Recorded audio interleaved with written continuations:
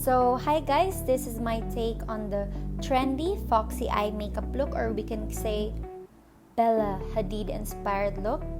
This will give you an eye lift effect without the surgical needles. If you want to learn how I did this makeup, just keep on watching. So really you ain't gonna hit me back, yeah. Now it's all just you got me on blast, damn. You're over it, I've been done. Skincare is a very important step. We need to massage our face in an upward and circular motion. You know what you want, do ya? Oh hell no, I won't play the monster no matter what you tell yourself. Sunscreen is the most important part of our skincare, for the sun is the worst enemy of our skin. Please don't forget to apply even on your skin. I hear you just thought we could, but we could never be friends. We could never be friends. We could never be friends.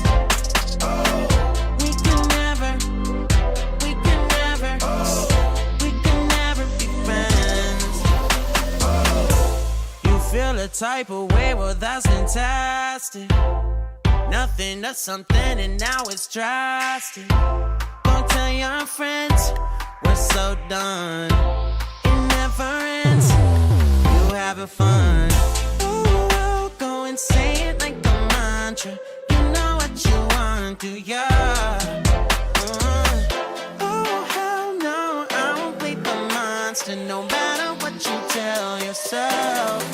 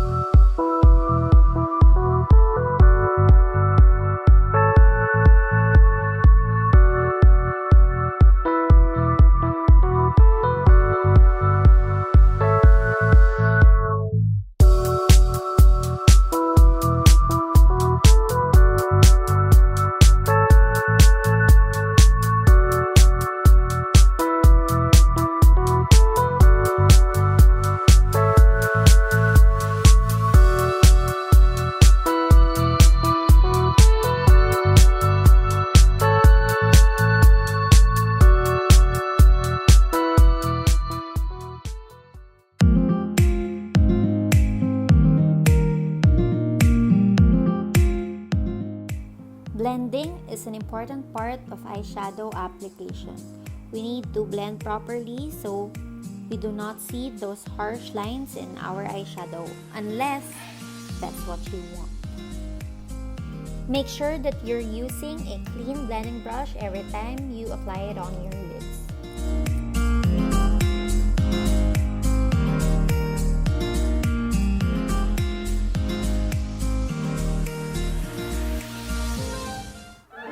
Pala muna kung may muta kayo bago mag-makeup, ha?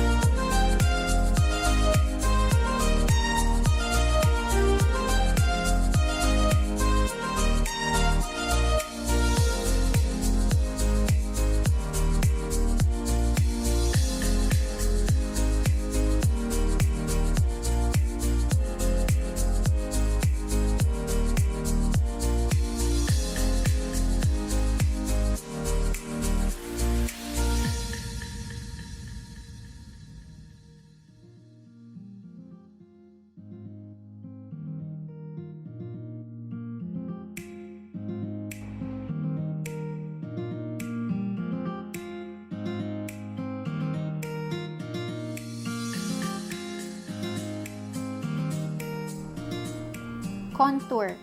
For this, we are using a cool toned color brown because if it's a warm tone, that's bronzing na. And as you can see, I'm putting shadows all over my face.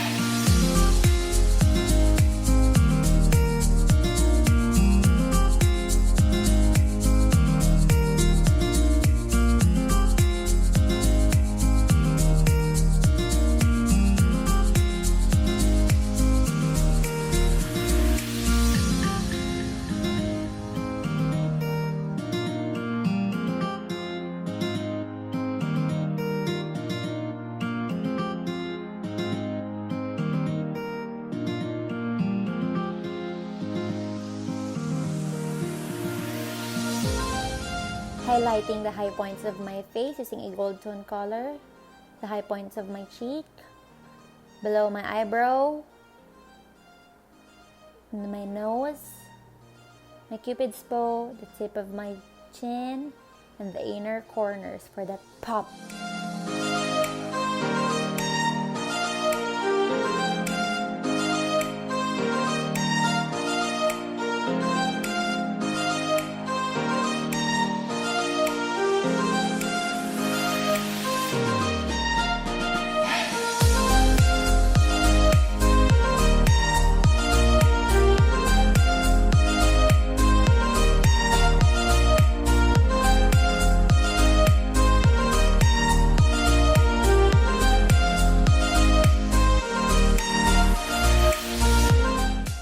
Lip gloss of your choice, and falsies optional.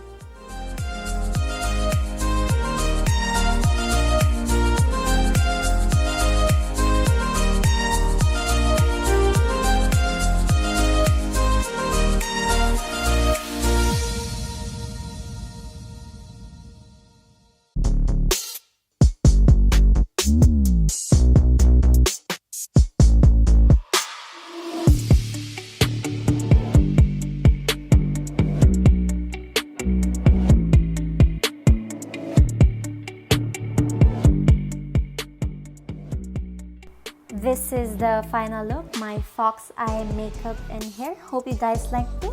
Don't forget to like and subscribe. On the top left are my socials. See ya!